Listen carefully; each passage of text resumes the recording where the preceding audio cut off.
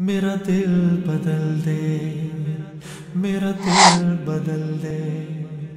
میرا دل بدل دے۔ بسم اللہ الرحمن الرحیم۔ قال اللہ تبارک و تعالی فی القرآن المجید والفرقان الحمید، محمد الرسول اللہ والذین معہ اشداء علی الکفار رحماء بینہم۔ محترم سامعین و ناظرین، اللہ رب العزت نے صحابہ اکرام کا یہ وصف بیان کیا کہ وہ کافروں کے معاملے میں سخت اور آپس میں بہت نرم دل تھے۔ اس کا ایک منظر اس وقت سامنے آیا کہ جب حضرت عمر رضی اللہ تعالیٰ عنہ کو شہید کر دیا گیا اور آپ رضی اللہ تعالیٰ عنہ کو شہادت کے بعد جب دفنانے کے لیے لے جانے لگے تو ابھی آپ کی جو جنازہ تھا وہ اٹھایا نہیں گیا تھا کہ حضرت عبداللہ ابن عباس رضی اللہ تعالیٰ عنہ فرماتے ہیں کہ میں جنازے کے پاس کھڑا تھا کہ پیچھے سے ایک شخص آیا اور اس نے آ کر میرے کندھے پر ہاتھ رکھ لیے۔ میں نے جب پیچھے مڑ کر دیکھا تو وہ حضرت علی رضی اللہ تعالیٰ عنہ تھے۔ حضرت علی رضی اللہ تعالیٰ عنہ نے وہاں کھڑے ہو کر حضرت عمر رضی اللہ تعالیٰ عنہ کے لیے رحمت کی دعا کی، اور پھر حضرت عمر رضی اللہ تعالیٰ عنہ کی میت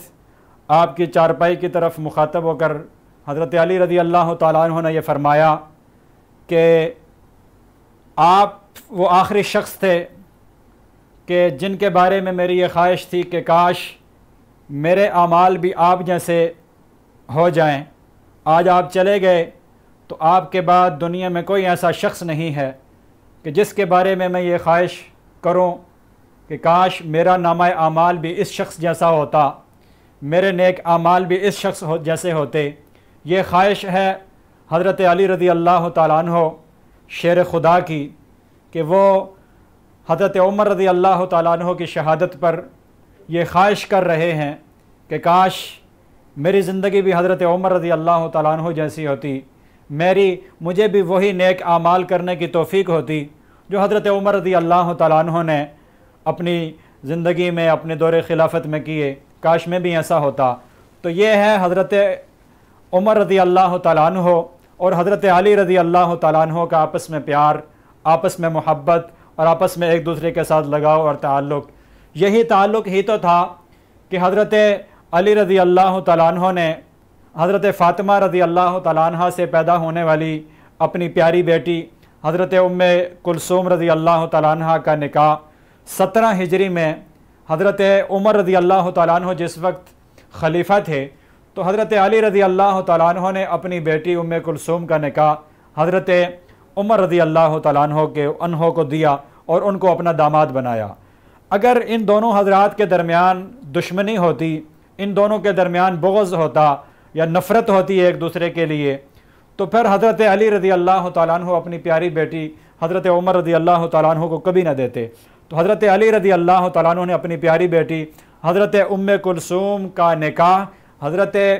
عمر رضی اللہ تعالیٰ عنہ سے کر کے ساری دنیا کے انسانوں، ساری دنیا کے مسلمانوں کو یہ پیغام دے دیا کہ ہم آپس میں ایک ہیں، ہمیں کوئی بھی جدا کرنے کی کوشش نہ کرے، ہم ایک تھے، ایک ہیں اور ایک ہی رہیں گے، کیونکہ قرآن نے کہا رحماء بینہم کہ صحابہ کرام آپس میں ایک دوسرے سے نفرت نہیں بلکہ ایک دوسرے کے ساتھ پیار محبت کیا کرتے تھے، بلکہ ایک دوسرے کے ساتھ نرمی والا معاملہ کیا کرتے تھے، اور یہ نرمی والا معاملہ ہر جگہ حضرت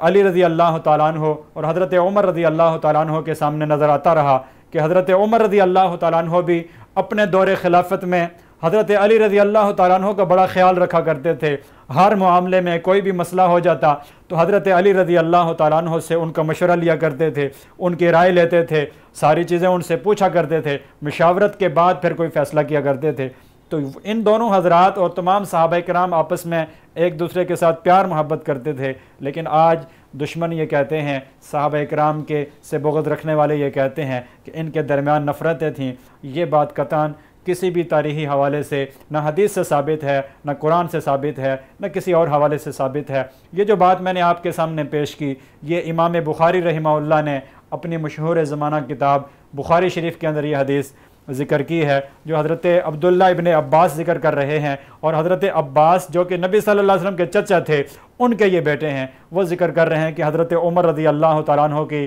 شہادت کے بعد حضرت علی ان کی جنازے کے پاس آئے اور دعائے رحمت بھی کی، اور یہ خواہش کا اظہار کیا کہ کاش میری زندگی بھی حضرت عمر کی طرح بن جاتی۔ اللہ تعالیٰ ہمیں تمام صحابہ کرام کا ادب و احترام کرنے کی توفیق نصیب فرمائے۔ وما علینا الا البلاغ المبین۔